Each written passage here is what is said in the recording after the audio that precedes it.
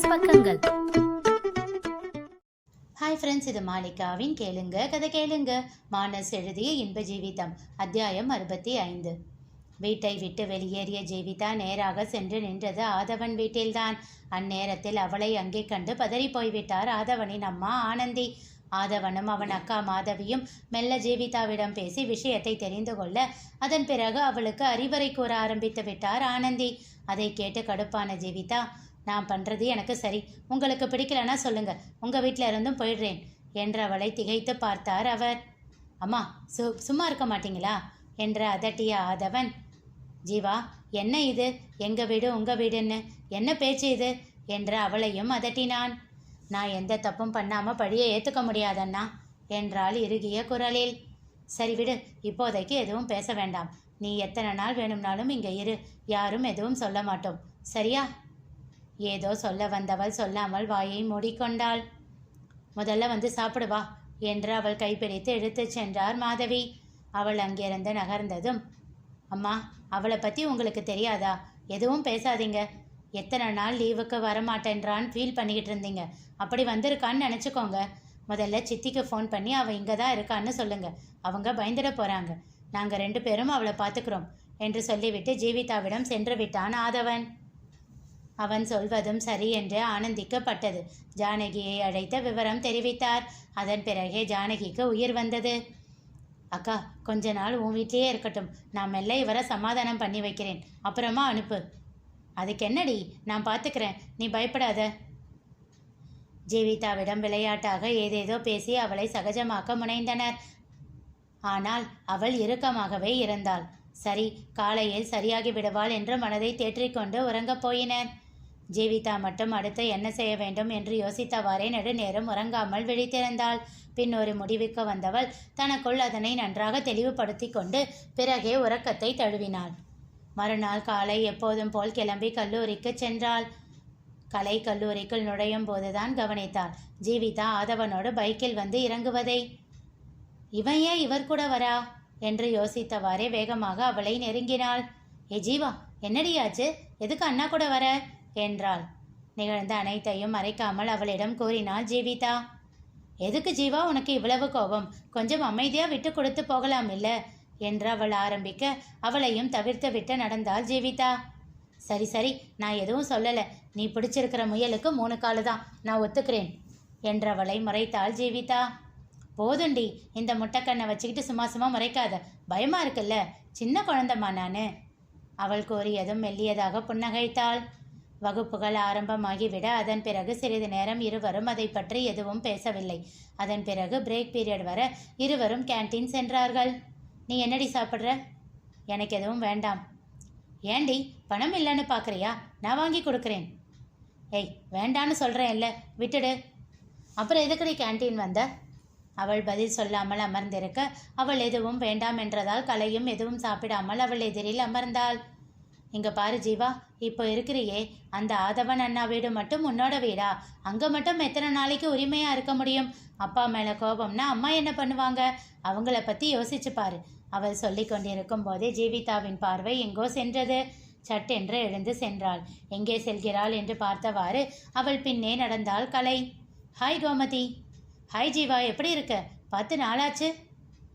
ஆமாம், ஒரே காலேஜில் இருந்தாலும் அடிக்கடி மீட் பண்ண முடியறதில்லையே புன்னகைத்தாள் கோமதி. எனக்கு உன்கிட்ட ஒரு ஹெல்ப் வேணும். கேளு ஜீவா.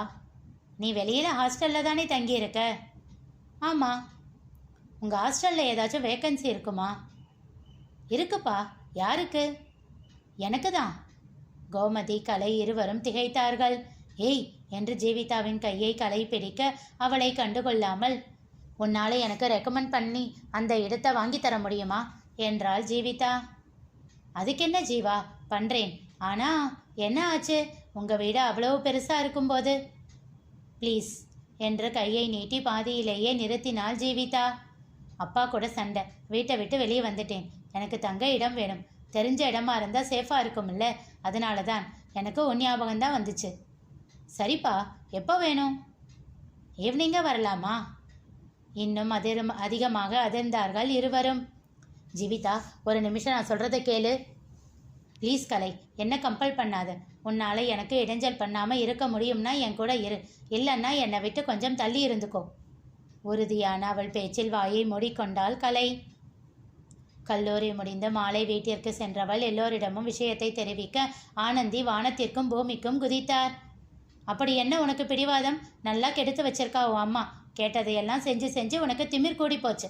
உன்னால் அப்படியே தனியாக இருந்துட முடியும்னு நினைக்கிறியா? என்னைக்காச்சும் எதுக்காச்சும் கஷ்டப்பட்டு இருக்கியா? கேட்டது எல்லாத்தையும் உடனே கையில் கொண்டு வந்து கொடுத்தாங்கல்ல உன்னோட அப்பாவும் அம்மாவும். அதுதான் உனக்கு அதோட அருமையெல்லாம் தெரியல. வெளியே போனால் ரொம்ப கஷ்டப்படுவேன். இதோ மாதவிக்காச்சும் ஓரளவுக்கு எல்லாம் தெரியும். உனக்கு என்ன தெரியும்? நேரத்துக்கு சாப்பாடு, வேலை செய்கிறதுக்கு ஆள், இப்படியே சொகுசாக வாழ்ந்துட்ட. வெளியுலகம் என்னன்னு முதல்ல தெரியுமா உனக்கு? சின்ன சின்ன விஷயத்துக்கும் கஷ்டப்பட வேண்டி வரும். உனக்கு பழக்கம் இல்லாத எல்லாத்தையும் எப்படி சமாளிப்ப? முதல்ல என்னைக்காச்சும் நீ சாப்பிட்ட தட்டை கழுவி இருக்கியா? நீ உடுத்தின துணியை துவைச்சிருக்கியா? சொல்லுடி.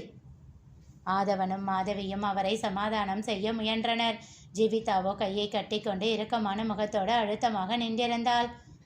நான் இவ்வளவு சொல்கிறேன், ஏதாச்சும் பதில் சொல்கிறாளா பாரு. எல்லாம் உன் சித்தியை சொல்லணும். சின்ன வயசுலேருந்தே 4 அடி போட்டு வளர்த்துருந்தா இப்படி வந்து நிற்பாளா? இப்போ கூட நான் கேட்ட கேள்வி எதுக்காச்சும் பதில் வருதா பாரு. அவர் கத்தி கொண்டிருக்க அவளோ நிதானமாக கூறினாள். எல்லாத்தையும் கற்றுக்கிறேன் பெரியம்மா. அதை கேட்டு மூவருமே திகைத்தனர். ஜீவா என்ற ஆனந்தி மீண்டும் பேசத் தொடங்க, ஆனந்தி இருமா என்றார் ஆதவனின் தந்தை முத்துக்குமார். ஜீவா இங்கே வா.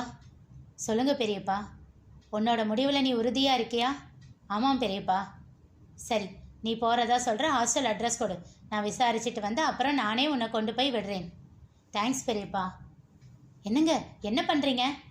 அமைதியாக இரு ஆனந்தி என்று பார்வையாலேயே அதட்டியவர் முகவரியை வாங்கி கொண்டு சென்றார். சிறிது நேரம் கழித்து வந்தவர் ஜீவிதாவை அழைத்து கொண்டு சென்று அங்கே கார்டியன் என்று தானே கையெழுத்திட்டு விடுதியில் சேர்த்து விட்டார். தேங்க்ஸ் பெரியப்பா, என்னை புரிஞ்சுக்கிட்டதுக்கு. சரிம்மா, பத்திரமா இரு என்றவர் அவள் கையில் கொஞ்சம் பணத்தை திணித்தார். வேண்டாம் பெரியப்பா, உன்னோட முடிவுக்கு நான் சப்போர்ட் பண்ணதுக்காகவாச்சும் இதை வாங்கிக்கோ அழுத்தமாக அவர் கூற அதற்கு மேல் மறுக்க முடியாமல் வாங்கி கொண்டாள். வீட்டிற்கு வந்தவரை ஆனந்தி சத்தம் போட, எல்லாம் காரணமாக தான் செஞ்ச ஆனந்தி என்றார் முத்துக்குமார். அப்படி என்னப்பா காரணம்? இப்படி நாம் எல்லாரும் இருக்கும்போது எதுக்கு ஹாஸ்டலில் போய் அவள் இருக்கணும் என்றான் ஆதவன் வருத்தத்தோடு. அவள் நம்ம வீட்டில் சொகுசாக இருந்தா அவள் அப்பா கண்டுக்காமல் அப்படியே இருப்பான். அவள் அங்கே இருந்தால் தான் உன் சித்தப்பாவோட மனசு கொஞ்சம் அசைக்க முடியும்.